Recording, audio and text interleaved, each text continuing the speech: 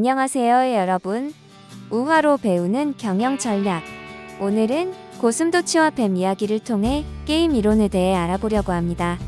여러분은 나의 손해가 다른 사람의 이익이 되는 경우, 혹은 그 반대 상황을 마주해 본 적 있나요? 이 경우 어떻게 행동했나요? 혹은 어떻게 행동할 것 같나요? 오늘은 서로 다른 이익을 추구하는 파트너 간의 상호작용에 대한 이야기를 해볼까 합니다. 그럼 이야기 시작하도록 하겠습니다.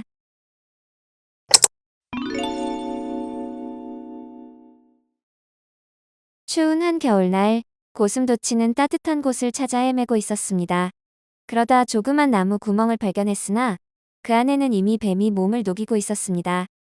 안녕. 너무 추워서 그런데 혹시 나도 들어가도 될까?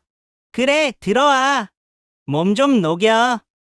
그러나 고슴도치가 들어서자마자 날카로운 가시가 부드러운 뱀의 몸을 찌르기 시작했고, 뱀은 너무 아픈 나머지 고슴도치에게 다시 나가달라고 요청했습니다.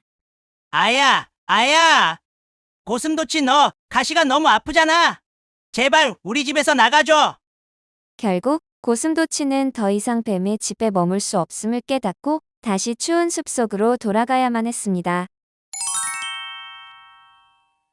고슴도치와 뱀 이야기에서는 두 입장의 이해관계가 충돌하는 상황을 볼 수 있습니다. 이렇게 이해관계가 복잡하게 얽혀있는 상호작용 상황에서의 선택과 관련한 경영학 이론이 바로 게임 이론입니다.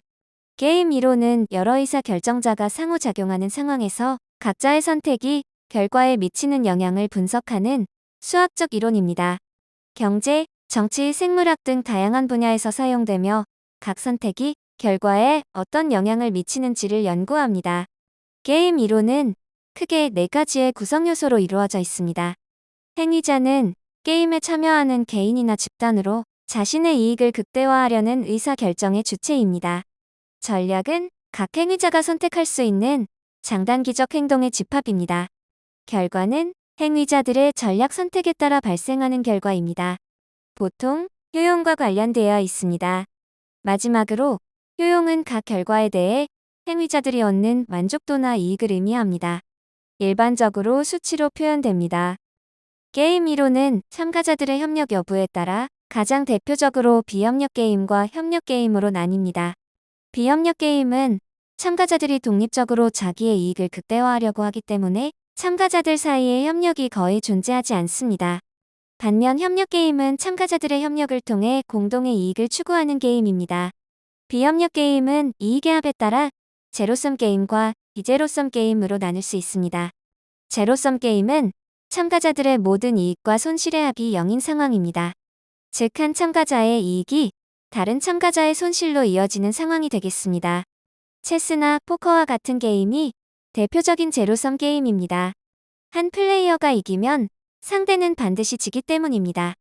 반면 비제로섬 게임은 협력할 경우 참가자 모두가 이익을 얻는 것도 가능한 게임입니다.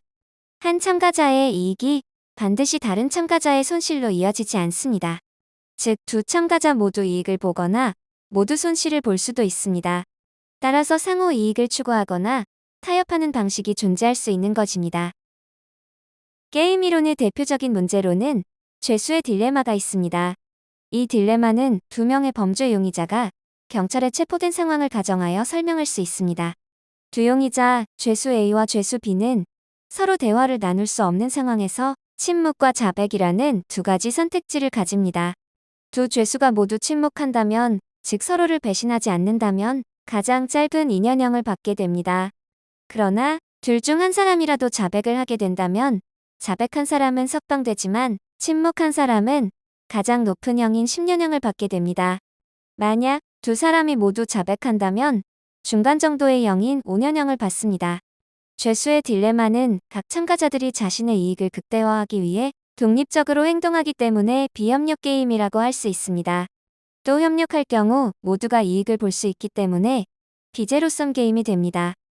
게임 이론에 따른 성공 및 실패는 세븐일레븐과 솔린드라의 사례로 알 수 있습니다. 세븐일레븐은 지역 특성에 맞춘 상품 구성과 고객 서비스로 높은 만족도를 유지하며 성공을 거둔 대표적인 편의점 체인입니다. 세븐일레븐은 다양한 파트너십을 통해 각 지역의 특성과 고객의 요구를 반영한 상호 이익을 추구했습니다. 이 협력 관계에서 서로의 특성과 한계를 이해하고 수용하여 성공적인 협력 관계를 유지했습니다. 이렇게 상호 이익을 추구한 세븐일레븐은 장기적인 성공을 이룰 수 있었습니다. 반면 솔린드라는 그렇지 못했습니다. 솔린드라는 태양광 패널을 제조하던 기업으로 초기에는 혁신적인 기술로 주목받았습니다. 그러나 협력업체와의 관계를 효과적으로 관리하지 못하고 상호작용의 복잡성을 해결하는 데 실패했습니다. 파트너의 한계를 이해하지 못하고 독자적이고 단기적인 이익을 추구하다가 시장에서 도태되었습니다. 비즈니스에서는 파트너십에서의 갈등, 고객 및 직원과의 갈등과 같이 다양한 갈등 상황을 마주하게 됩니다. 이때 상호 이익을 명확히 하고 상호 역할과 책임을 명시하여 갈등을 중재 및 조정한다면 문제를 해결할 수 있습니다. 또 고객의 요구와 기대를 이해하고 피드백에 귀 기울여 신속하게 대응하거나 직원들 간의 상호 존중과 이해를 바탕으로 한 팀워크를 강화하고 갈등에 대한 해결책을 모색한다면 갈등을 효과적으로 헤쳐나갈 수 있을 것입니다. 만약 고슴도치와 뱀이 서로의 특징을 이해하고 이를 활용하여 고슴도치는 가시를 사용하여 외부의 적을 지키고 뱀은 유연한 몸을 이용하여 더 적은 공간을 차지하도록 협력했다면 결과는 어땠을까요?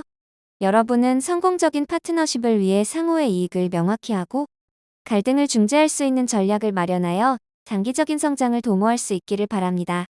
그럼 다음 시간에 돌아오겠습니다. 감사합니다.